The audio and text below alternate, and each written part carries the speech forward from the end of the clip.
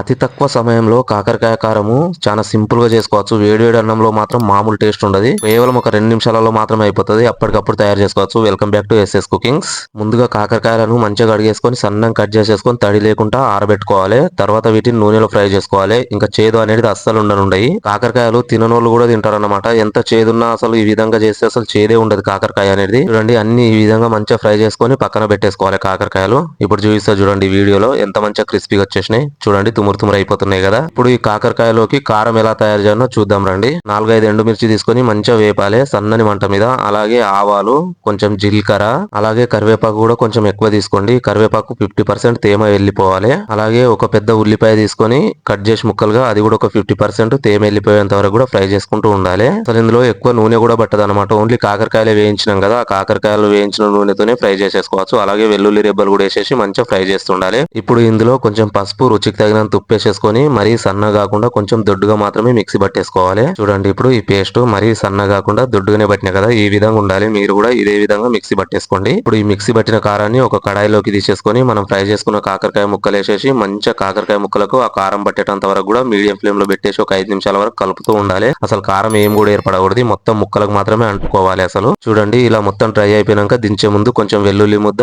కొంచెం కొత్తిమీర వేసేసుకొని వేడి వేడి అన్నంలో తింటే సూపర్ టేస్ట్ ఉంటది. అసలు డ్రై అయిపోవాలన్నమాట. మొత్తం కూడా ఏం పదన ఉండకూడదు. ఆ విధంగా మొత్తం అలా ఫ్రై చేసేసుకొని దించేసుకోవాలి. ఇప్పుడైతే టేస్ట్ చూద్దాం ఏ విధంగా వచ్చిందో. వేడివేడి అన్నంలోకి మాత్రం సూపర్ టేస్ట్ ఉంటుంది. ఒకసారి పక్క ట్రై చేయండి. వేడివేడి అన్నంలో తింటుంటే మంచిగా కరివేపాకు ఫ్లేవర్ గానీ, ఆ వెల్లుల్లి ఫ్లేవర్ గానీ సూపర్ టేస్ట్ వస్తుంది. ఒకసారి మీరైతే పక్క ట్రై చేయండి. చూసారు కదా, కేవలం ఒక 2 నిమిషాలలో మాత్రం అయిపోయింది. సూపర్ టేస్ట్ వచ్చింది. ఒకసారి మీరు కూడా పక్క ట్రై చేయండి. మన ఛానల్ వస్తే లైక్, షేర్, సబ్స్క్రైబ్, కామెంట్ చేయండి. చివరిలో వెళ్తూ మాత్రం ఒక్కసారి కామెంట్ చేయడం మాత్రం మర్చిపోకండి.